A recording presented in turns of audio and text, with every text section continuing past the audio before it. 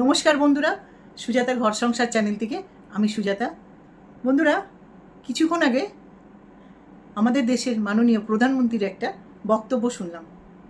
উনি বলছেন পশ্চিমবাংলার থেকে ওনার নামে একটা কমপ্লেন চিঠি গেছে। সেই চিঠির খবর পেয়ে আমাদের দেশের প্রধানমন্ত্রীর ঘুম উড়ে গেছে এবং ভয়ে ভয়ে দিন যাচ্ছে। কোন সময় ওনার কাছে কালনা পুলিশ গিয়ে না পৌঁছায়। তোমরা কি জানো বন্ধুরা, এই চিঠিটা কে পাঠিয়েছে? কমপ্লেন চিঠি তিনি হচ্ছে আমাদের বাংলার মেয়ে, সমাজ সেবিকা ম্যাডাম।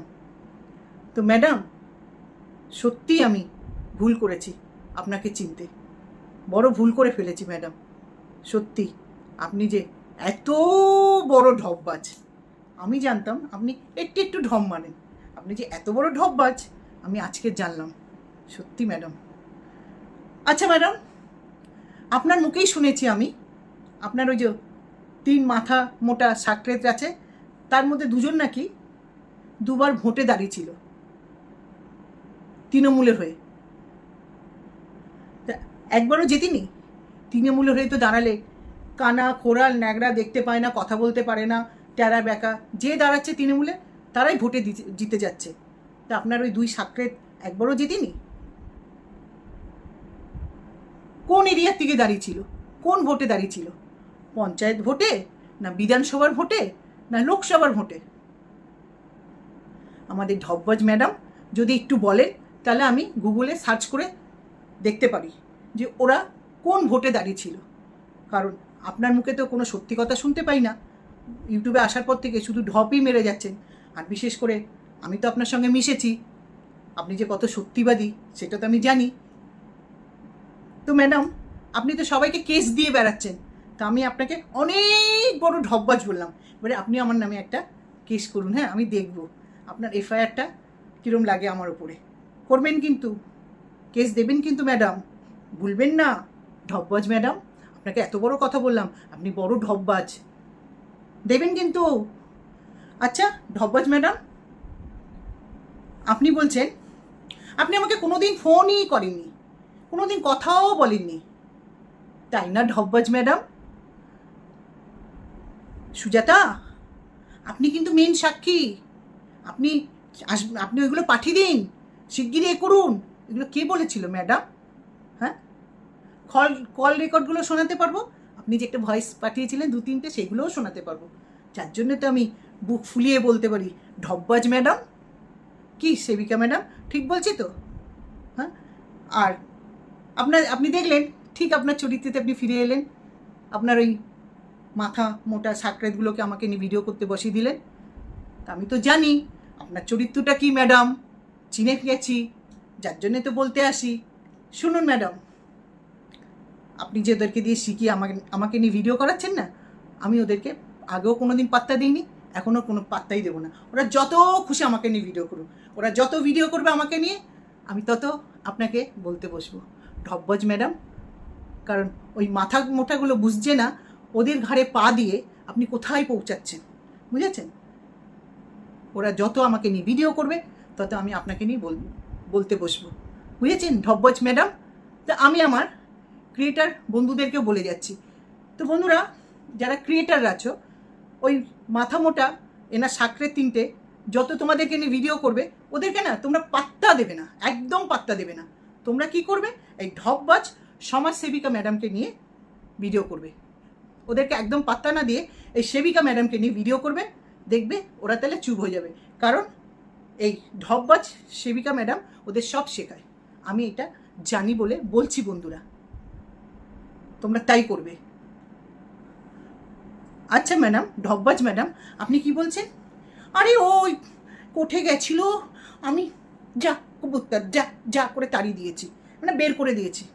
ঢপবাজ ম্যাডাম, প্রমাণ দিতে পারবেন আপনি যে আমাকে বলেছেন সরে যান সরে যান, তারপরে কি আমি সন্দীপের সঙ্গে কথা বলেছি? ঢপবাজ ম্যাডাম, কি আমি কিন্তু প্রমাণ দিতে পারবো আপনি আমাকে কি সুন্দর আপ্যায়ন করেছেন। কেন বলুন তো এই আপ্যায়নটা করেছিলেন? মেন জিনিসগুলো তো আমার কাছে ছিল, তাই না? আপনার ওই মাথা মোটাগুলোর কাছেও কিছু ছিল না, আপনার কাছেও কিছু ছিল না, এই জন্য আপনি আমাকে তেল মারছিলেন, বুঝেছেন? আর আপনার যে কিছু করার ক্ষমতা নেই সেইটাও জানি। কি আর এফআইআর করলে কিন্তু আমাদের কলকাতা থানায় দিয়ে করবেন, আমি কিন্তু আপনার ওই চুজ করা থানাতে যাব না, বুঝেছেন? কলকাতা দিয়ে করবেন আমার নামে, বুঝেছেন? ঢপবাজ সেবিকা ম্যাডাম, আপনি যে ঝুড়ি ঝুড়ি ঢপ মারেন সে তো আমি জানি। শুনুন, এবার আপনাকে আমি বলছি, আপনি অনেক নোংরামি করে যাচ্ছেন, বুঝেছেন? যতদিন আপনি এই মাথা মোটাগুলো ভিডিও করা না বন্ধ করবে লোককে নিয়ে, ততদিন আমি আপনাকে বলবো, বুঝেছেন? আর আপনার এই নোংরামি, কথায় কথায় কেস দেবো, চ্যানেল মানে ইউটিউব চ্যানেল বন্ধ করে দেবো, তাদের নামে এই করবো। আপনার ইউটিউবটা মামার বাড়ি না, বুঝেছেন? আপনার মামার বাড়ি না, আপনার আবদার মেটাবে না কেউ। মজা পেয়ে গেছেন না?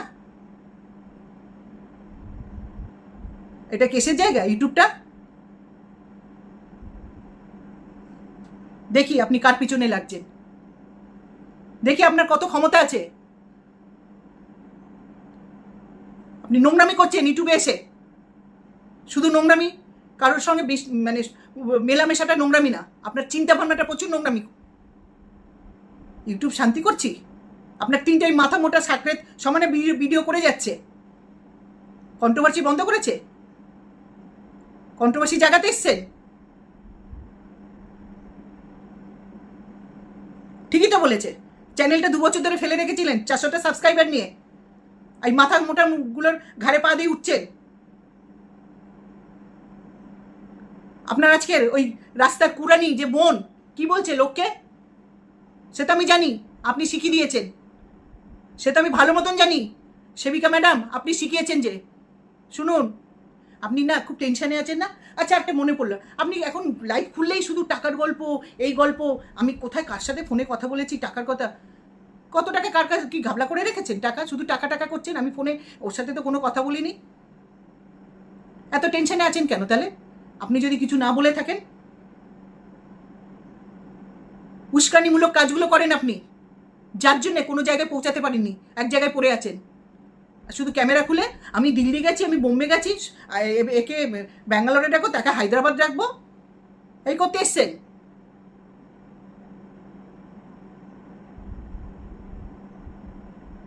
আপনার কথা মতন সব হবে নাকি?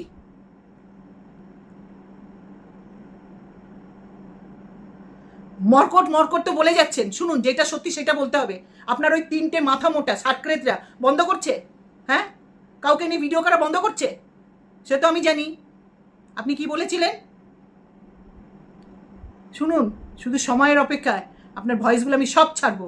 অতগুলো ভয়েস তো আমি 2-3টে করে ছাড়বো প্রতিদিন। কালকে থেকে আমি শুরু করছি। আপনি চূড়ান্ত বাড়াবাড়ি করছে।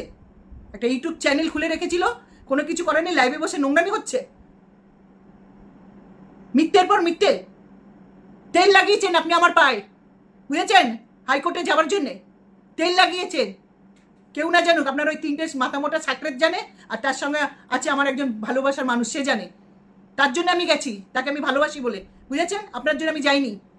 আর যদি জানতাম আপনি এই ধরনের মানুষ, যদি জানতাম, তাহলে আপনাকে তো কোনোদিন পাত্তাই দিতাম না। আমি এরকম মানুষদের পাত্তা দিই না, বুঝেছেন?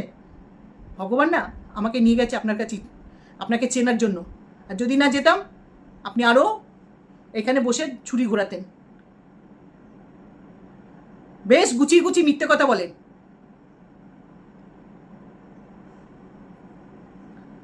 আপনাকে একটা কথা বলি, আপনি কি ভেবেছিলেন ইউটিউবে আপনার মতন ঘুঘু আর কেউ নেই?